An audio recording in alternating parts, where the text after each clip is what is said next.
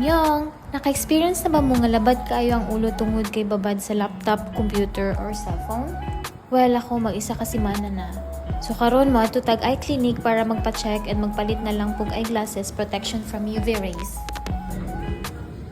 Katong naapa ko sa Pinas, naadjud ko eyeglasses per misuot kung motrabaho ko, kay whole day jud babad sa computer.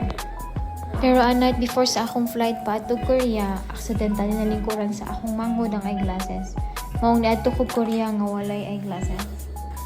After sa check-up, mag-wait sa tag around 10 minutes para i-prepare ang eyeglasses ug naa sila pa drinks vitamin C 100mg. Ug mao niya among gi-avail. After 10 minutes, gipasukat na sa ako kung sakto ra ba ang size og lenses. Tada! In less than 15 minutes, nahuman ra tanan, dali ra kayong service diri. And the most heartbreaking part, ang magbayad. Ug kato lang, thank you for watching!